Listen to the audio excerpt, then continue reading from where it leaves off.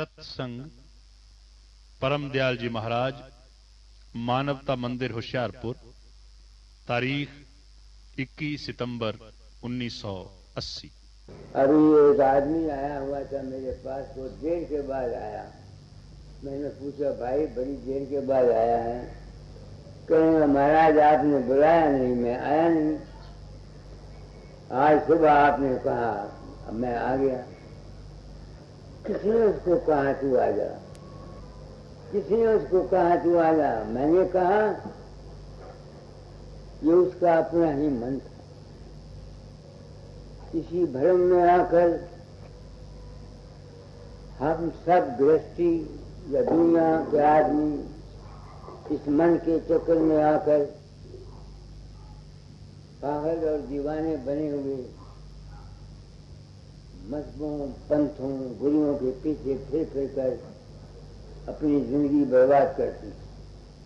जो मतलब है सत्संग का वो कुछ और है। तुलसीदास कहता है, बिन सत्संग विवेक न होई, राम कृपा बिन सुलभ न सोई। सत्संग से क्या मिलता है? समझ मिलती है, विवेक मिलता है, अकल मिलती है, रास्ता मिलता है। दुनिया ने गुरु मत को समझा नहीं।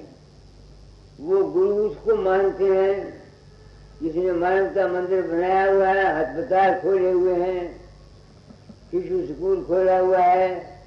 वो समझते हैं तो जो ऐसा करता है वो संत है। ये गलत है।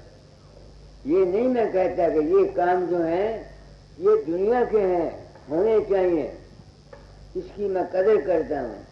मगर जिसने अस्पताल खोल दिए, शिशु स्कूल खोल दिए और ये सारे काम कर दिए, अगर कोई ये कहे कि वो करने वाला संत है, ये बिल्कुल झूठ है, गलत है। संतपना एक हालत है इंसान के अपनी जीवन की, जहाँ उसको चिंता, फिक्र, गम नहीं सताता और वो एक ऐसी अवस्था में रहता है जिसको शांति कहा जाता है। ये कुमार भी संत हो सकता है, एक कमांडिंग चीफ भी संत हो सकता है, एक बादशाह भी संत हो सकता है, एक किसान भी संत हो सकता है। तो आज सत्संग है, क्योंकि मेरे समय ड्यूटी थी दाता जाने लगाई हुई, चोला छोड़ने से पहले तालीम बदल जाना। और मैंने भी ये प्रण किया था अपनी जिंदगी में कि इस रास्ते में चलूंगा, जो कुछ मुझको मिलेगा वो मैं बता जाऊंगा। तो आज कबीर साहब का शब्द सुनाता हूँ कि सत्संग से क्या मिलता है। पढ़ो। सतगुरु की हाट ज्ञान बुद्धि लाइए, कीजे साहेब से हेत परम पद पाइए। ये है सतगुरु के पास से क्या मिलता है? ज्ञान और बुद्धि, समझ और विवेक। इसके सिवा बाकी जितनी बातें लोग कहते हैं ये सब मनमत हैं और बेअक्ली की हैं, जिसका कहना कोई सिर है न कोई पैर। मैंने अपने आप को संत सतगुरु वक्त कहा है, गुरु की आज्ञा से और अपनी जमीर को देखकर। अब मैं अपना फर्ज पूरा कर देना चाहता हूँ कि मैं क्या ज्ञान और बुद्धि देना चाहता हूँ।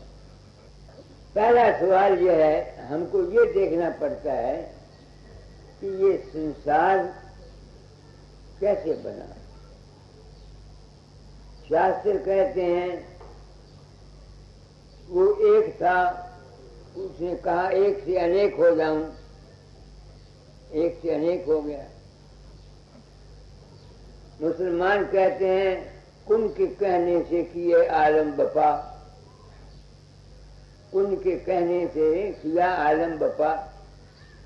वो क्या चीज है जो ये संकल्प करती है वो है इंसान की वासना, इंसान की ख्वाहिश, इंसान की इच्छा।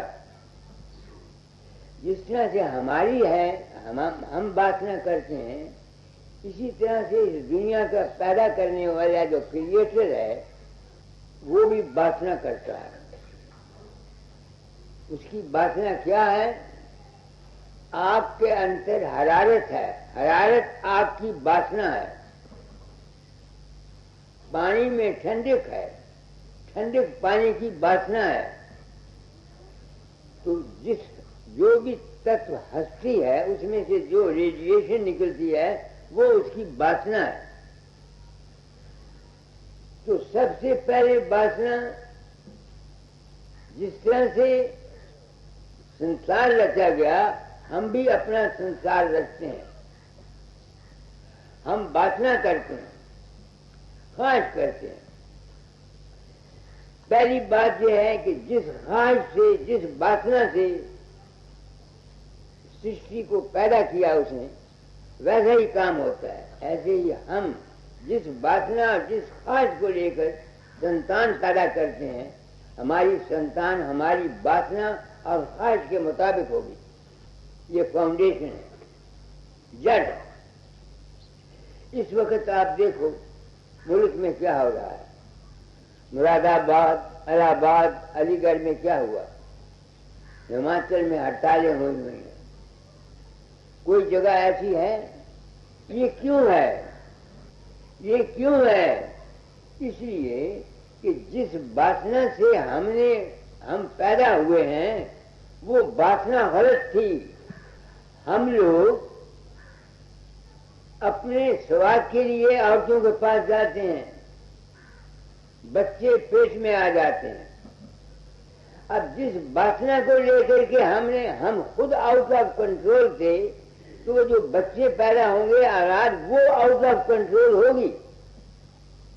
इस वक्त जितनी मुसीबत हम पर आ रही है, लड़कों को देखो सब आउट ऑफ कंट्रोल है। ये MP, MLA लोगों को कहते हैं झगड़ा मत करो, मगर आप क्या करते हैं? इनकी अपने घरों में शांति नहीं है।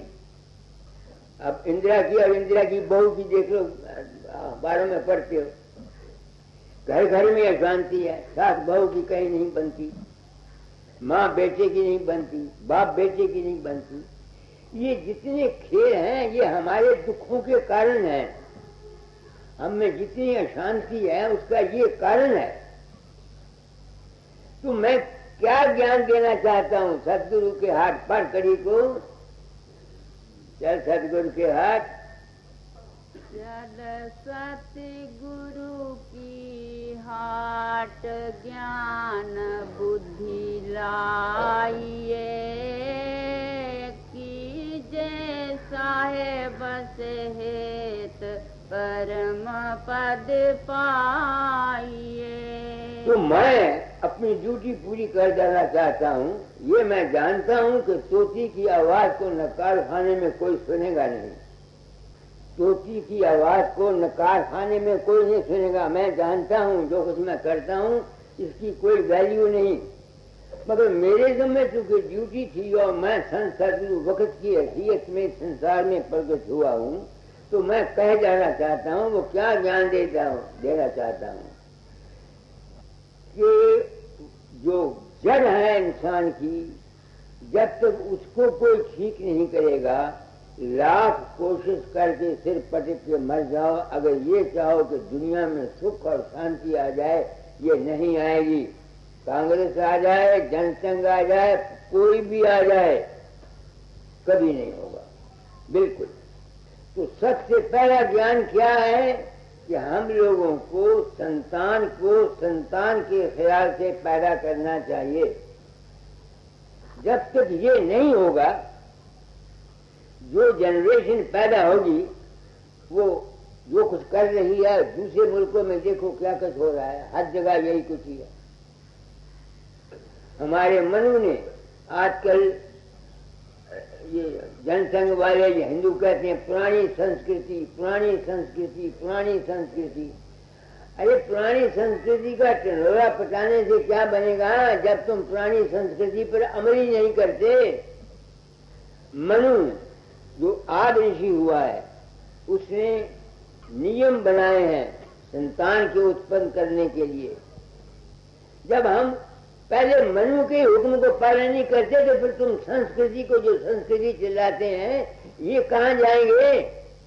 तो मेरी बात है। तो पहला ज्ञान बुद्धि तो मैं अपने कर्म भक्त ये संसार को कहना चाहता हूँ कि संतान को संतान के ख्याल से जब तक यह खुद रहो औलाद जो पैदा हुई है इससे तुम कभी उम्मीद मत रखो कि ये दुनिया में अमन या शांति ला सकती है। मेरे पास रोज कई औरतें मेरा लड़का जी मेरे कहे नहीं लगता, ये करता है वो करता है। मैं हंसता हूँ तो अपने दिल से पूछो कि तुमने इस बच्चे को कैसे पैदा किया? संसार में अगर कोई कौम को बना सकता है तो सिर्फ माताएं बना सकती हैं। ये बता दे लाख महात्मा गांधी ने क्या कर लिया। 1921 में हिंदू मुसलमानों को लालच देके सुराज का एक जगह पानी पिला दिया। 1947 में उन्होंने एक दूसरे के सिर काटे। रूट काट को नहीं पकड़ा गया, बात बात के सींच से बिरवा गया सुखाए, माली सींचे मूल को डाल पात फल जाए। तो जब तक मूल की जड़ को नहीं, मैं चूंकि वक्त का सदगुरु हूँ, मेरे जम्मे ड्यूटी थी गुरु महाराज ने लगाई हुई कि चूल्हा छोड़ने से पहले शिक्षा को बदल जाना। मैं शिक्षा बदल जा रहा हूँ। अमल कोई करे ना करे जहन्नम में जाए, मुझे मैंने क्या लेना। मैं तो बंधा हुआ तो जीता जा रहा हूँ। तो पहला संस्कार क्या है कि संतान को संतान से खैर पैदा करो। दूसरा क्या है ज्ञान बुद्धि में देना चाहता हूँ कि जब बच्चे माँ के पेट में होते हैं जिस किस्म के विचार माता रखती है, जो कुछ वो सोचती है, उसका असर बच्चे पर जाता है। अब मनु का रिश्ता आपने सुना होगा, कहावत है कि जब अब मनु अपनी माँ के पेट में था, अर्जुन चक्कर बेचने का जिक्र कर रहा था तो वो जागती थी। जब चक्कर निकलने का जिक्र किया वो सो गई। अब मनु ने 12 वर्ष की उम्र में चक्कर बेचा मगर मारा गया।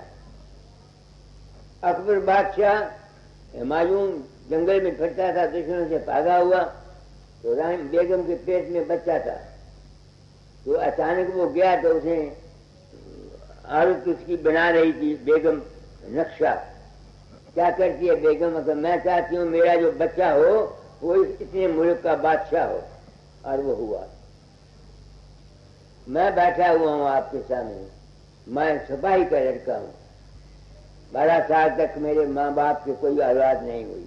तो मेरी माँ मुझे कहा करती थी, बच्चा, मैं स्टेशनों पर देखा करती थी कि स्टेशन मास्टर हारियाँ चढ़ियाँ लगाते हैं, जिसकी गाड़ी आती है उसको काटते हैं और वहाँ उनकी इज्जत होती है। तो मैं भी ये प्रार्थना किया करती थी मेरे भी कोई बच्चा हो जो स्टेशन मास्टर हो जाए, उसकी गाड़ी कटें। उसकी खास कर नतीजा ये हुआ कि मैं स्टेशन मास्टर हो गया, मेरा छोटा भाई traffic manager of the railway हो गया। ये बातें मामूली हैं, मगर जब तक इन पर कोई अमल नहीं करेगा तुम भूल जाओ कि तुम्हारा गृहस्थ का जीवन या तुम्हारा पॉलिटिकल जीवन या तुम्हारा सोशल जीवन या तुम्हारा आत्मिक जीवन सुख से गुजरेगा। ये बिल्कुल गलत, बिल्कुल गलत है। तो एक बुद्धि ज्ञान तो मैं ये देता हूँ, ऐ इंसान तू गाफिल है, किसी सदगुरु के दरबार में जा, वहां सौदा मिलता है। किस बात का? बुद्धि और ज्ञान का। पढ़ो इस कड़ी को। चल सतगुरु की हाट ज्ञान बुद्धि लाइए, कीजे साहेब से हेत परम पद पाइए। और मैं ज्ञान बुद्धि सोचता हूँ कि तूने अपने आप को बेहया सदगुरु वक्त कह दिया, तू क्या कह सकता है? मैं सच्ची बात बताया जाता हूँ कि जब तक इंसान अपनी औलाद को औलाद के ख्याल से पैदा नहीं करेगा और माता जिस किस्म के ख्याल रखेगी उस किस्म का संस्कार बच्चे पर पड़ेगा। तब तक ये उम्मीद रखना कि हमारा खानगी जिंदगी या कोई ठीक रह सके, ये नामुमकिन है। जो चाहे मर्जी कर लो, गवर्नमेंट कर ले, किताबें लिख लो, जो मर्जी चाहे करो, ये नामुमकिन है, कभी नहीं होगा। दूसरा ये है कि जिस किस्म का संस्कार छोटे बच्चे को पहले मिलता है, जिस माहौल में वो पढ़ता है, रहता है, उसका संस्कार पड़ता है। हमारे यहाँ कहा जाता है, कोई बड़ा चंचल हो तो उनको कह रहे और तेन कई दाई ने छोया थी। जब बच्चा पैदा होता है, जो आदमी पहले उसको हाथ लगाता है, उसका दिमाग शरीर साफ होती है, उसका असर उस पर पड़ता है। मैं कोई बात ऐसी नहीं कहता जो मेरी आजमाई हुई ना हो। मैं फिरोजपुर में था, मुलाजम, मेरे पास एक सरदार दिलीप सिंह UDC था, उनका मकान मेरे साथ था, 3 आदमी हम रहते थे। उनके यहाँ लड़की हुई, वो 21 दिन तक रोती रही। तो सरदार मेरे पास आया, दिलीप सिंह, उन्होंने कहा, मास्टर जी क्या करूं? मैंने कहा भाई डॉक्टर को दिखाओ। डॉक्टर ने कहा कि इसको कोई बीमारी नहीं है। 4 डॉक्टरों को दिखाया, कहता है इसमें कोई नुक्स नहीं है। मैंने सोचा फिर बुरा तो नहीं मानोगे? अरे हाँ। मैंने कहा तेरी बीवी बड़ी फूहड़ है, हर वक्त रोती रहती है। हो सकता है कि जब वो दुख में हो, तुम उसके पास गए हो तो बीवी शहर गया हो, तब रोती होगी, या तुम्हारी बीवी की तुम्हारे साथ से नहीं बनी, तब झगड़ा होता हो, तुम्हारी माँ ने इसको हाथ लगाया हो, या जिसने पहले इसको हाथ लगाया है वो रोता हो। ये दराज करो। वो आया, उसने कहा जी वो भी तो मैं भी दफ्तर में काम करते थे, पीछे से बच्चा होगा तो जो दाई रखी हुई थी उसका सक्का भाई बड़ा 2 दिन पहले मर गया, वो सिया पे बैठी हुई थी। तो उस दाई को बुलाया तो उसने आके उस लड़की को हाथ लगाया। क्योंकि वो खुद गम में थी लड़की, इस वास्ते उसका असर उस लड़की पर पड़ा। मैंने कहा फूल ले आओ, मैंने फूल को प्रसाद कर दिया। मैंने कहा सारा दिन इसको फूलों में रखो, उसका रोना बंद हो गया। ये मेरी जिंदगी के तजर्बात हैं, वो इन पर अमल करना मुश्किल है, मगर मेरे जिम्मे चूंकि ड्यूटी थी, मैं सच्चा ज्ञान दिए जाता हूँ। कोई सुने या ना सुने, 5 पका के खाए, मुझे क्या। दूसरा, जब बच्चा पैदा होता है, जिस माहौल में रहता है, मैं वहाँ गया, फिरोजपुर में था, तो लोहड़ी का दिन आया, तो वहाँ के मकानों वाले चंग आदमी मेरे पास आए, कहने लगे महाराज आज लोहड़ी है, ये बच्चे बड़ी शरारत करते हैं, झगड़ा करते हैं एक दूसरे के साथ, आप इनको कुछ समझाएं। मैंने कहा भाई मैं उनको तो नहीं समझाना चाहता, मैं तुमको कहना चाहता हूँ कि तुम्हारा भाई के साथ झगड़ा है, तुम घर में बैठती हो, मियाँ बीवी भाई अपने सके भाई के बरखलाफ शिकायतें करते रहते हो, ये बच्चे सुनते हैं, तो तुम ये समझते हो कि बच्चों पर उसका असर नहीं पड़ता।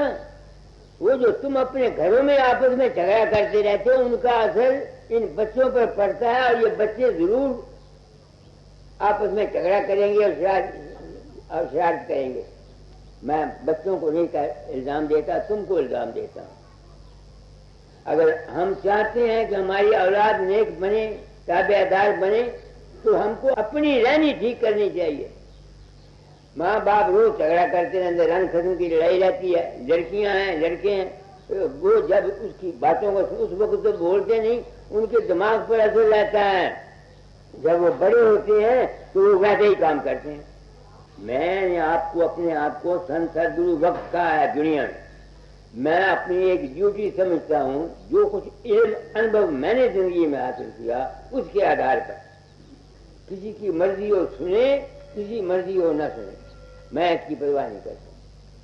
तो सत्य ज्ञान में क्या देना चाहता हूँ, ये कि औलाद को औलाद के ख्याल से पैदा करो, माताएं जब बच्चे पेट में हों, जैसा बच्चा जैसे ख्यालात वो रखेंगी, स्त्री पुरुष 8वां महीना होता है, 6वां होता है, 7वां होता है, वो भोग करते रहते हैं, उनमें काम आतर होती है। माँ तुम कैसे कह सकते हो जब अभिमन्यु वो चक्कर बेचने का जिगर पेट में लेके संस्कार ले सकता है, तो जब 6, 7, 8वां महीने में स्त्री पुरुष भोग करते रहते हैं, माँ काम आतर होती है, तो बच्चे में काम क्यों ना आएगा? तुम लाख कोशिश करो, वो वक्त से पहले काम ही हो जाएगा, या अपना बीड़ी जाया करेगा या कोई खराबी करेगा, तुम उसको रोक नहीं सकते। जो मर्जी चाहे कर लो, जो मर्जी चाहे कर लो। कुछ इसका इलाज इतना ही है कि उनको सत्संग दिया जाए। पहले तो माँ बाप को अपनी जिंदगी को प्रैक्टिकल बनाना चाहिए। बाप शराब पीता है और फिर उसके बच्चे हैं, फिर वो उम्मीद करे कि उसके बच्चे जो हैं वो पहलवान बन जाएंगे। मैं नहीं मानता। मेरा भाई था राय साहब सुंदरनाथ, उसका बड़ा लड़का मेरे पास पढ़ता था। उसने क्या करना, कोठे पर बिस्तरा होना, ऐसा रजाई जो कपड़ा दे जाना कि ताए को पता लगे तो ये सोया हुआ, तो उसने कोठे से छाल मारनी, सही में चले जाना। मैं बड़ा तंग आया। मैंने भाई को लिखा, भाई ये मेरे काबू में नहीं आता, ये मेरे काबू में नहीं आता। तो मेरे भाई ने लिखा, गुरु बना हुआ लोगों को करता, तो इसको ठीक नहीं कर सकता। तो मैंने उसको जवाब दिया कि ये बात ठीक है, जब बच्चा ये पेट में था, तुम और तुम्हारी बीवी बगल में माँ के बगदाद सिनेमा देखते थे कि नहीं देखते थे? मैंने उसको लिखा कि जब तुम बच्चा पेट में था, तुम बगदाद सिनेमा जाते थे, मियाँ बीवी बगल में हाथ डाले हुए। ये मैं आपको कोई बात नहीं कहता जिसको मैंने आजमाया नहीं है। मैंने एक लड़का पैदा किया, खुदरा औलाद मैंने भी पैदा की। आज दिन तक मुझको उस लड़के से बचपन से लेके मारना क्या ओहे कहने का मौका नहीं। इतना ताबेदार है कि मेरी रक्षा पर आता थी, रक्षा पर नहीं चढ़ता। मेरा मुलाजिम उसको रोटी देता, मेज पर जूठे बर्तन उसको नहीं खाने देता। ये मेरे तजर्बे किए हुए बातें हैं, क्योंकि मेरे जो में ड्यूटी थी और मैं अपने आप को संसद वक्त बड़े से ऐलान कहता हूँ और कह देता हूँ कि जब तक इंसान इन असूलों को फॉलो नहीं करेगा, वो शांति गृहस्थ के जीवन में हासिल नहीं कर सकता। मुल्क के लीडर हैं, जो हाकम, प्राइम मिनिस्टर या चीफ मिनिस्टर, उनका अपने घरों में झगड़ा है, या ये जो एमएलए एमपी बैठते हैं, ये आपस में द्वेष रखते हैं, बुग़्ज़ रखते हैं, कुर्सियां उठाते हैं, फिर ये उम्मीद करें कि इनकी पब्लिक में आपस में इत्तेहाद करे, इनका बाप भी नहीं कर सकता, जो मर्जी चाहे कर लें, जब तक रूट काज को आदमी ना पचे। तो क्या करना चाहिए? इस वास्ते प्योन लगाने चाहिए। प्योन है सत्संग, मगर सत्संग उनका होना चाहिए जो खुद आमिन है। ये महात्मा जो ये कहते हैं, नाम ले जाओ, अंत समय में हम तुमको ले जाएंगे। कौन जाता है लेने के लिए? लोग मरते हैं। कोई कहता है बाबा आया हवाई जहाज लेके, कोई कहता है बाबा आया पालकी लेकर के, कोई कहता है घोड़ा ले गया। मेरे को बात को पता नहीं कौन मर गया, कौन मर गया। तो अगर मैं इस बात को छुपा के सत्संग कराता हूँ और हर्ज रखता हूँ कि लोग मेरे जाल में फंसे रहे और पैसे देते रहे, तो मेरे सत्संग करने वाले पर क्या असर पड़ेगा? कहाँ की क्या प्योंद लगेगी उसको प्योंद क्या लगेगी ये बताओ। मैं तो आपको रख लूं, मेरे अंदर में 420 है, हेरा फेरी है, धोखा है, फरेब है, और मैं ज्यादा गुरु बन के लोगों को नाम देता हूँ और प्रचार करता हूँ, तो फिर मेरा असर क्या पड़ेगा दूसरों के ऊपर? जो आदमी ऐसे आदमी को ध्यान करेंगे, वो कभी भी शांति को या मंजिल मकसूद को नहीं पहुंच सकते, जो मर्जी चाहे कर ले। मैंने एक दफा यहाँ कहा था कि जो आदमी कृष्ण का ध्यान करने वाले हैं, वो अपने काम अंग को कभी रोक नहीं सकते। क्यों? उनके दिल में कृष्ण वो है जिसने रासलीला की और इतनी रानी अख्तियार की। वो काम को कैसे रोकेगा? जो आदमी महात्मा गांधी को इस बनाएगा वो दुनिया में शांति ला नहीं सकता। क्यों? उसके दिल में महात्मा गांधी की वो तस्वीर है जहां उसने हड़तालें की थी और ये किया था। आप देख लो क्या बना है। जिसका जैसा आइडियल है वो वैसा काम करेगा। मुसलमान है, अगर हजरत मोहम्मद को पूछते हैं लाख तुम कोशिश करो, जब मौका आएगा ये तलवार उठाएंगे। ये है कुव्वत साइकोलॉजी। जो जिसका ध्यान करता है वैसे ही संस्कार उसमें आते हैं। तो मैं क्या ज्ञान देना चाहता हूं, हालांकि मैं जानता हूं कि मेरे ज्ञान का कोई फायदा नहीं, मगर मैं अपना कर्म ठोकता हूं। बताया जाता हूं शायद और 10-12 साल में जब तबाही आएगी, मुल्क बहुत सी आबादी कम हो जाएगी, फिर शायद लोग इस तरफ आए और सोचें कि कोई आदमी आया था, वो कह गया था। ये जितने रूप रंग तुम्हारे अंदर प्रकट होते हैं ये कोई बाहर से नहीं आता, बाहर के संस्कार तुम्हारे दिमागों पर पड़े हुए होते हैं, वो शक्लें बनाते हैं, सपने में भी और अभ्यास में भी। अगर किसी को अभ्यास कराते वक्त ये ना कहो कि तेरे अंदर भाई रोशनी होगी, चांद होगा, घंटा बजेगा, शंख बनेगा, उसको कुछ भी नहीं आएगा। बाहर का ख्याल दिया जाता है, इसी का नाम है नामदान। गुरु करता क्या है? एक ख्याल देता है, वो ख्याल शिष्य के दिमाग के अंदर बैठ जाता है और उसको वो फैलता है। तो मैं क्या कहना चाहता हूं कि मन के तबके में जो कुछ भी तुम्हारे अंदर दृश्य होते हैं, जब तक तुम उनको सत्य मानते रहोगे तुम नुकसान उठाओगे। जिस तरह से आज सुबह आया आदमी, उसने कहा बाबा तुमने नहीं कहा मैं नहीं आया, आज सुबह तुमने कहा तो मैं आ गया। अब मैं सोचता हूं मैंने कहा इन्हीं बातों में फंस के हम लोग लुट गए। किसी ने हमको सच्ची बात नहीं बताई। जो भी उठा उसने हम गरीबों भोले पाले बेवकूफों को अपनी जाल में फंसाने की कोशिश की। मैं किसी को नहीं जानता, न किसी को नाम। मेरा जो मैं वचन कहता हूं मेरा यही नामदान है। गुरु वाक्य मूल मंत्र। लोगों की चिट्ठियां मेरे पास आती हैं, वो कहते हैं बाबा तू आया, तूने ये कर दिया, तूने ये कर दिया, तूने ये कर दिया। मेरे तो बाप को पता नहीं होता कौन गया या कौन नहीं गया। मैंने अपनी जिंदगी सारी खोई है। सुना था गुरु की सेवा करो, मुझसे जितनी हो सकी मैंने की। बात समझ में नहीं आती थी, कभी ये सच्चाई पसंद थी। दाता दाल तंग किया करता था कि मुझे वो बात बताओ जो तुम्हारा सारा स्वामी मत या संत मत कहता है, ये सबसे ऊंचा है, बाकी तमाम काल मत में है। तो उन्होंने ये काम दिया था और कहा था तुमको सच्चा सदगुरु सत्संगियों के रूप में मिलेगा। अब ये जिसने मुझे कहा कि मैंने सुबह उसको कहा मैं आ गया, ये मैं इसको गुरु न मानूं तो किसको मानूं? मुझको इसी से ज्ञान हुआ, ऐसे ही आदमियों से मेरी आंख खुल गई। तो हो मैं परम में था, मैं अज्ञान में था, मेरा भी तो दृष्टि था। अगर तुम्हारे मन के अंदर सच्चाई है, कभी ये बिल्कुल साफ है, सच्चे पुकार करते हो, तो कुदरत तुमको वहां ले जाएगी, तुम्हारा काम पूरा करेगी जहां से तुम्हारा काम पूरा होता है। मैं दाता के पास आप गुरु तलाश करने के लिए नहीं गया था। 24 घंटे रोया कि हे मालिक मुझे मिल जा। मैंने 4 पाप किए थे, वो पाप का बोझ मेरे दिमाग पर था। 24 घंटे रोने के बाद एक दृश्य था मेरे सामने, और मैं गया दाता दयाल के पास। उन्होंने ये राय से मत दे दिया, इसकी किताबें पढ़ी, सब की ऐसी तेजी फैली रहे स्वामी जी ने और कबीर ने। और मैं सोचता था एक ब्राह्मण होने के नाते मेरे लिए बड़ा मुश्किल था इन बानियों को सहन करना, मगर दाता से विश्वास टूटा नहीं। तो मैंने प्रण किया था अपना अनुभव क्या जाऊंगा, और मैंने जो कुछ कहा वो कहता हूँ।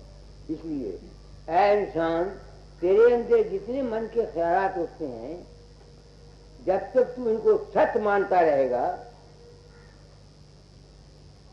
तू जो मर्जी चाहे कर ले, तू इस मन के चक्कर से कभी निकल नहीं सकता।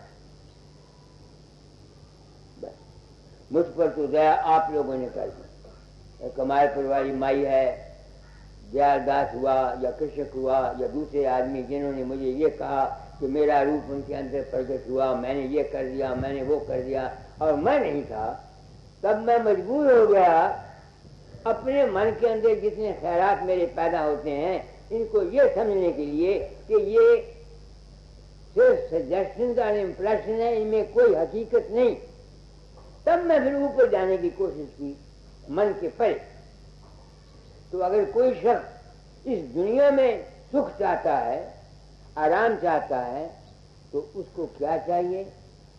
अपने ख्यालात को ऑप्टिमिस्टिक रखे, आशावादी रखे, बुरी बात न सोचे। हमेशा ये ख्याल कि जो करी है सो भला, विश्वास और श्रद्धा। कुछ मेरा अपना तजर्बा है, लोग मुझ पर विश्वास करते हैं, कुछ मैं उनको लिख देता हूँ, कह देता हूँ, उनके काम हो जाते हैं। मैं हैरान होता हूँ। कल भी शाहजहां को आदमी आया हुआ था, वहाँ आया हुआ, मैंने कहा भाई तुम कौन हो? अरे बाबा ये देर हुआ, आपने कहा तेरे 3 बच्चे होंगे। मेरे 3 बच्चे हो गए, अब मैं आपके पास आया हूँ। अब मेरे मुंह से 3 बच्चे निकला, उसने विश्वास किया हुआ था, उसके 3 बच्चे हो गए। मैं तो कुछ करता नहीं। आप लगे गुरुवाई को, मैं जानता हूँ कि मेरी साहब ज्ञानी से मंदिर को मैं कुआरी मारता हूँ। अरे बाबा अगर मंदिर बन गया, 10,000 2 लाख रुपया यहाँ आ गया, तो ये मेरे साथ जाएगा, मेरे साथ मेरा अमल जाएगा। अगर मैं पब्लिक को सच्ची बात नहीं बताता, पर्दे में रखकर अपने पीछे लगाता हूँ, मैं मुजरम हूँ। ये जितने महात्मा गुजरे हैं जिन्होंने इस बात का पर्दा रखा और लोगों को अपने पीछे लगाकर उनकी जायदादों से अपने बच्चों के पेट पाले, अपने आश्रम बनाए, इनका क्या अंजाम होगा ये भगवान जानता है। अगर युधिष्ठिर सिर्फ एक झूठ बोलने से, अश्वत्थामा हता न जानाति नरावा कुंजरा, भागवत के असूल के मुताबिक उसको भी 2.5 घड़ी का नरक मिल सकता है। तो मेरे जैसे महात्मा ने ये कहते हैं कि हाँ हम तुम्हारे अंदर गए थे, हमने तुमको पुत्र दे दिया, ये कितने वर्ष नरक में जाएंगे मेरी समझ में नहीं आता। इस वास्ते मैं आया ही इसी वास्ते हूँ। कृष्ण कहता है जब जब धर्म की हानि होती है मैं आया करता हूँ। तो जब तक अज्ञान अंधेरा छा जाता है उस वक्त कोई न कोई ताकत आकर के उस अज्ञान को मिटाने की कोशिश करती है। इस वक्त जितना ये गुरु मत फैला हुआ है या जितने मत मतांतर हैं, ये सब काल और माया के अंदर है। काल ने जग फरमाया मैं कैसे कहूँ बखान, स्वामी जी ने कहा। तो काल हमारा मन है, इस मन ने सबको फरमाया हुआ है सब जगह। ये ठीक है कि जहां मैं बोलता हूं आम आदमियों के विश्वास टूटते हैं। अरे ये विश्वास तो आज भी टूटेंगे और कल भी टूटेंगे। तुम्हारे विश्वास को देखूं कि अपनी जान को देखूं? मुझे पहले अपनी जान प्यारी है, तुम प्यारे नहीं हो। मुझे पहले अपनी जान प्यारी है, तुम्हारे विश्वास टूटने को देखो मत आया करो। अगर तुम समझते हो मेरा तुम्हारा विश्वास टूटता है, मैं किसी को बुलाने जाता हूँ कि जरूर मेरे सत्संग में आओ, तुम्हारा जी करे आओ, तुम्हारा जी करे ना आओ। तुम्हारा जी करता मेरी किताब को पढ़ो, तुम्हारा जी करता ना पढ़ो। मैं इसका ठेकेदार तो नहीं हूँ, मगर मैं अपनी जमीर को गुजरना नहीं चाहता। मुझे खुद पता नहीं मेरा इंजाम क्या हो। मैंने जब इन महात्माओं के हाल देखे मेरी जान काम गई है। राधा स्वामी दयाल 2 साल सख्त बीमार रहे। बाबा सावन सिंह का क्या हाल हुआ, स्वामी रामकृष्ण परमहंस का क्या हाल हुआ, जीसस क्राइस्ट का क्या हाल हुआ, राजा सिंह मत के पंडित ब्रह्म शंकर से कैंसर से मरे, सरदार साहब टीबी से मरे, बड़े बड़े संतों महात्माओं को क्या हाल हुआ। मैं कांपता हूँ।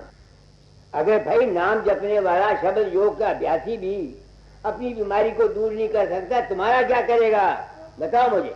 तुम गुरुओं के पास जाते हो जी हमारी बीमारी राजी हो जाए, वो गुरु आप जो शब्द अभ्यासी थे वो आप बीमार हुए, तुम्हारा कहाँ से इलाज करेंगे।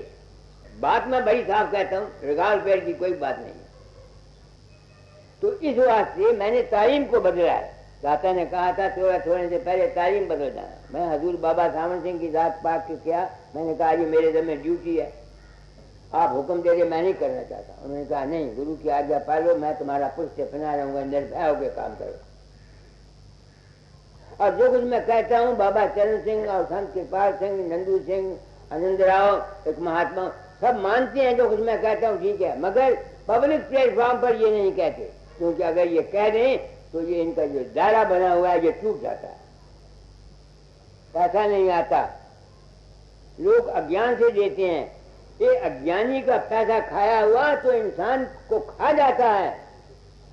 मैंने दातादार का देखे, उनके रिश्तेदार वगैरह होते थे, ये पैसा आता खाते थे, उनका जो हाल है मैं जानता हूँ।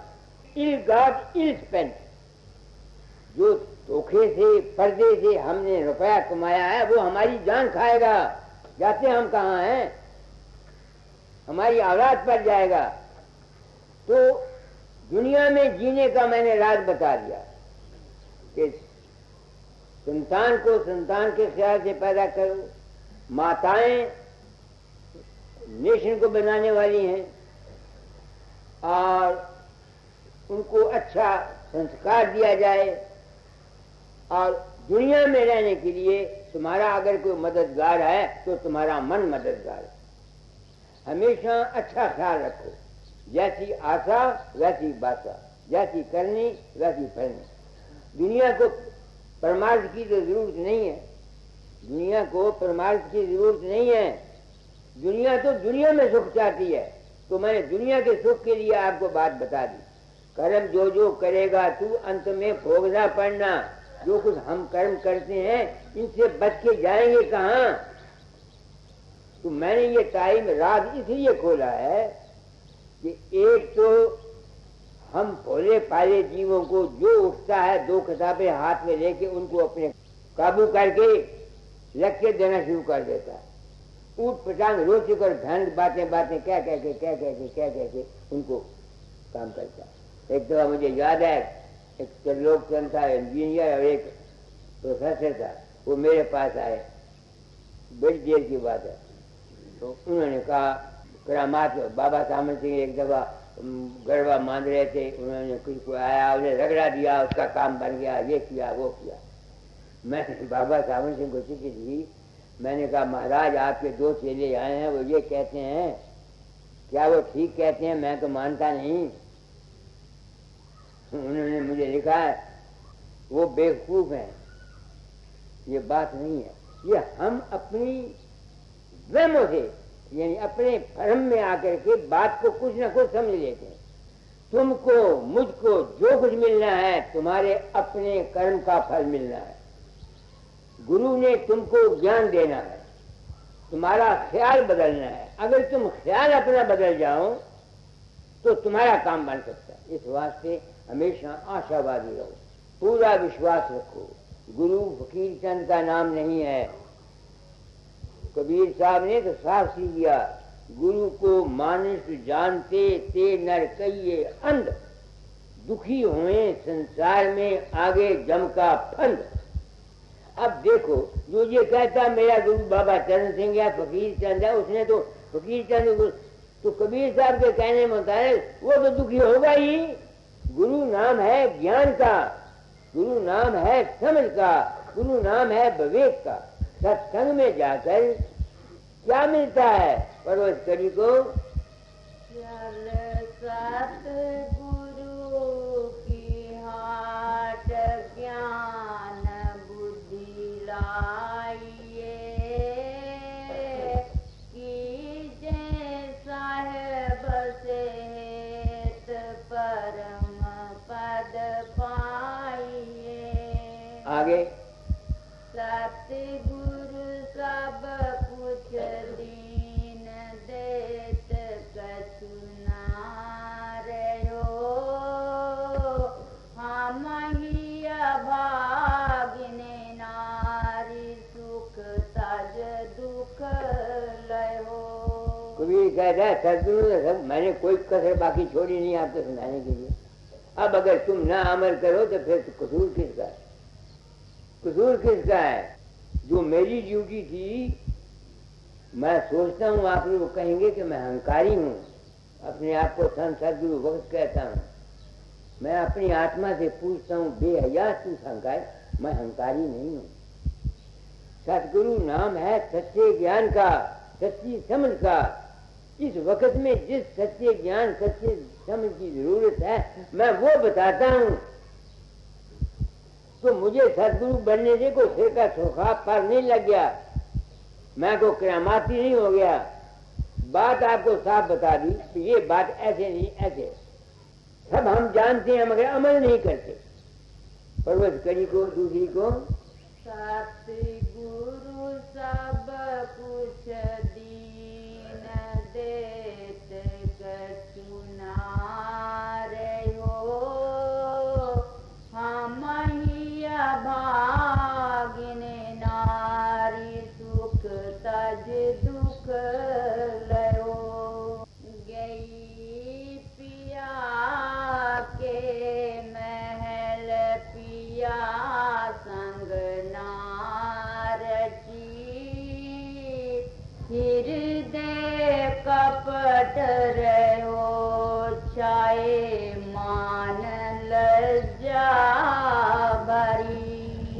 मालिक को मिलने के लिए जाते हैं। जिस आदमी के दिल में हेरा फेरी है, जो कपट रखता है, 420 करता है, उसको वो वहां जा ही नहीं सकता। सत्संगी बाबा सारा दिन 50-50 साल हो गए उनको नाम जपते हुए, मिला क्या? वहां तो वो पहुंच सकता है जिसका हृदय में हेरा फेरी, धोखा प्रेम, 420 हेरा फेरी न हो। जब तक मन निर्मल नहीं है, तुम लाख कोशिश करो कि तुम्हारी सोच ऊपर चलेगी या नहीं चलेगी। हम लोग क्या करते हैं? आप गृहस्थियों को देखो तो सही, नाम के सत्संगी बन गए, खून लगाकर शहीदों में दाखिल हो गए। हमारा अमली जीवन क्या है? भाइयों से हमारी दुश्मनी, मस्जिद में एक दूसरे के साथ दुश्मनी। तो जब तक जिंदगी अमल में ना आए, उस वक्त तक ये काम नहीं बनता। अब इस अमल के लाने का क्या इलाज है? किसी बाअमल शख्स की सोबत, उसका सत्संग, उसकी रेडिएशन हर दायरे में, हर जगह देखे, दातादार जगह भी देखी, सब जगह देखे। 2 सेंटर होते हैं, एक इनर सर्कल होता है, एक आउटर सर्कल होता है। इनर सर्कल में जो आदमी काम करते हैं, गुरु महाराज उन पर कंट्रोल नहीं कर सकते, क्योंकि वो गुरु महाराज की शार्ट कमर को जानते हैं। बाहर में आओ सर्कल है। क्या कहा मैंने सर्कल नहीं रखते, मेरा जो अंतर है वो बाहर है। किसी की मर्जी चाहे, तुम्हारी मर्जी चाहे सत्संग में आओ, नहीं आते मत आओ। तुम्हारा जी करता है मेरी किताब पढ़ो ना पढ़ो, आज प्रकार खाओ। तुम्हारा जी करता है 4 पैसे मंदिर में दे जाओ नहीं तो मौत करो। आज घूमना किया, मैं आया इसी बात से हूँ। बाबा सामर्थी ने जब से मुझे मिले उसके बाद कहा करते थे, अरे तुझे मेरी गल नहीं समझते, कोई डंडे मारने वाला आ जाएगा, और वो मैं डंडे मारने वाला हूँ। बिल्कुल साफ कहता। आगे पढ़ो। जहाँ गैल सिल हली चढ़ो, गिरी गिरी पढ़ो, उठहूँ समारी चरण आगे धरो। ये मैं खुद गिरता था, मुझ पर तो दया की है सत्संगियों तुम लोगों। मैं मन के चक्कर से नहीं निकल सकता था। जो कुछ मेरे अंदर पैदा होता था मैं इसको सच मानता था। जब से तुम लोगों से पता लगा कि मेरा रूप तुम्हारी मदद करता है, मेरे जब बाप को पता नहीं होता ना मैं किसी के अंदर जाता हूँ, तो मुझे यकीन हो गया कि जो कुछ मेरे मन के अंदर है ये सब फर्जी है, कल्पित है, कल्पना है, माया। तो फिर अब मुझको ये मौका मिल जाता है कि मैं मन को छोड़ के ऊपर चला जाऊं। ये तो गिरता मैं भी रहा हूं, अब भी गिर जाता हूं। अब भी बादे वक्त ऐसे ख्यालात मेरे मन के अंदर आते हैं, मैं आपको बताता हूं, जिसको मैं नहीं चाहता, मगर मैं जानता हूं कि ये कुछ नहीं फर्जी। कुछ देर हुए मैं शाम को अभ्यास करने लगा, लेट गया, मुख्तलिफ की शक्लें मेरे सामने आने लगी, कई किस्म की शक्लें, अच्छी भी बुरी भी। मैं जानता था कि ये फर्जी है, मगर वो सीढ़ी मेरे सामने जाती नहीं थी। फिर मैं जाग पड़ा, आंखें खोल दी। खोलने के बाद फिर मैं सीधा प्रकाश और शब्द की तरफ चला गया, तब वो नजारे छूटे। इस वास्ते जो परमार्थिक चाहते हैं, जब तक वो त्रिकुटी से ऊपर ध्यान नहीं करेंगे, वो लाख कोशिश करें, वो इस मन के चक्कर से निकल नहीं सकेंगे। ये देखो अभ्यास की बात बताता हूँ। जो शख्स शंकर कमल में अभ्यास करने वाला है, त्रिकुटी में अभ्यास करने वाला है, अगर वो ये चाहे कि उसके मन के अंतर से जितने ख्यालात उठते हैं ये उसको तंग न करें, ये नामुमकिन है। जो आदमी सिर्फ गुरु स्वरूप का ही ध्यान करता है, या राम के रूप का ध्यान करता है, या कृष्ण का, या किसी भी सरगुण स्वरूप का, अगर वो ये चाहे कि उसका मन उसको तंग न करे, ये गलत है। मन की काबू में आना सिवाय प्रकाश के और शब्द के साधन के बिल्कुल नामुमकिन है। ये प्रमाद की बात कह देता हूँ जो अभ्यासी हैं उनके लिए। मगर यहां हर एक आदमी जल्दी पहुंच नहीं सकता ना। क्यों? मन के अंदर दुनिया की ख्वाहिशात हैं, इस वास्ते मैं दुनिया को नाम नहीं देता।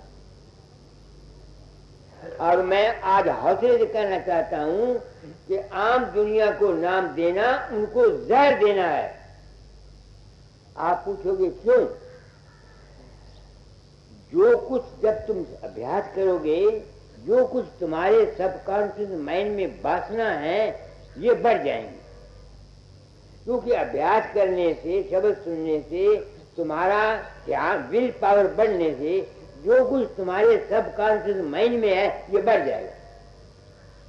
कामी ज्यादा हो, ज्यादा कामी हो जाओगे, लालची हो, ज्यादा लालची हो जाओगे, धोखेबाज हो, ज्यादा धोखेबाज हो जाओगे, नेक हो, ज्यादा नेक हो जाओगे। ये मैंने आजमाया है। मैं मिसाल दिया करता हूँ जबलपुर वाली औरत की। वो त्रिकुटी में अभ्यास करती थी, मेरे पास आए 3 बच्चे थे। तो वो कह रही, दादा जाए, मेरे बच्चे मुझे बहुत तंग करते हैं, तो उनको कहो मेरे खावन को कि संभाला करे। मैंने उससे पूछा, तेरी सास है, ननद है? कोई नहीं। खावन उसका इंस्पेक्टर था, वो सुबह 8 बजे जाता है, रात को 9 बजे आता। तो पंडित वलीराम हकीम था। मैंने कहा, मेरा इल्म कहता है कि इसके 3 बच्चे मरेंगे, क्योंकि वो त्रिकुटी में अभ्यास करना चाहती थी और वो बच्चों की तकलीफ से बचने की ख्वाहिश उसके दिल में थी। उसकी ख्वाहिश पूरी होनी चाहिए थी, इसलिए उसके 9 महीने में 3 बच्चे मर गए। और मैं डर गया, मैंने कान को हाथ लगाया। मैं उस दिन के बाद नाम नहीं लेता। दुनिया सोचती नहीं है कि मैं डिग्री होल्डर हूँ, एक दाताचार की तरफ से और एक बाबा सावंत सिंह की तरफ से। लोगों को सोचना चाहिए कि ये बेवकूफ बुढ़ा क्यों नहीं नाम देता। इसलिए नहीं देता कि जीव के अंदर जिस किस्म की बुराइयां हैं, जब वो अभ्यास करेगा वो बुराइयां फैलेंगी। इस वास्ते मैंने इस बात को पर्दे में रखा। क्योंकि आजकल तो जितनों को नाम दान दिलवा दो वो सब पुण्य गिनते हैं। आपको किसी को मिला है या नहीं मिला, दूसरों को घेर काट के बकरियों को कसाई के कब्जे में ले जाते हैं। नाम दे दो जी, इनको नाम दिलवा दो। मैं डर गया। फिर मैं गया आगे, 12-15 साल हो गए।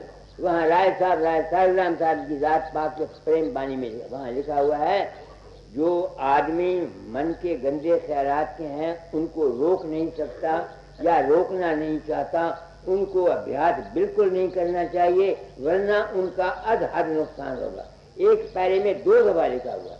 मैं बड़े ऐलान कहता हूँ, जब मेरे सामने आए ये गुरु लोग सारे, आजकल जो नाम दिया जाता है आम दुनिया को, वो मीठा जहर दिया जाता है।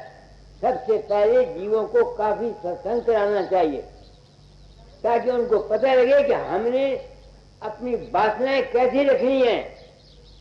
और यही बात हिंदू शास्त्र कहते हैं कि गायत्री का मंत्र अगर शूद्र सुन ले, उसके कान में सिक्का पार दो। शूद्र वो नहीं है जो तुम्हारे घर में पैदा हुआ है, जिसका मन गंदा खा, वो ब्राह्मण है, खा वो संत है, वो शूद्र है। तो जिसके मन गंदे हैं उनको ये नाम खा जाएगा। हाँ, अगर वो मन गंदे हैं और वो गंदगी को दूर करने के ख्याल से नाम जपता है, फिर उसकी गंदगी दूर हो जाएगी। ये है रात जो मैं दल सतगुरु के हाथ ज्ञान बुद्ध पाई। मैं वो ज्ञान वो दिए जाता हूँ दुनिया को। दुनिया सुने या ना सुने मुझे तो कोई पता नहीं। मेरे समय की ड्यूटी थी फकीर चोरा छोड़ने से पहले तालीम बदल जाना, तो मैं तालीम बदलता रहा। मगर ये दावा नहीं करता कि जो कुछ मैं कहता हूँ यही फाइनल है। हो सकता है मैंने जो कुछ समझा सारे का सारा गलत है। तो आज मैंने बहुत कुछ आप लोगों को कह दिया, कोई कथन छोड़ी नहीं। अच्छा, अब आरती कर दो। शरण शरण की वंदना नित कोई और न काम, गुरु बसो चित आए मेरे, बख्श दो निज नाम। तेरी शरण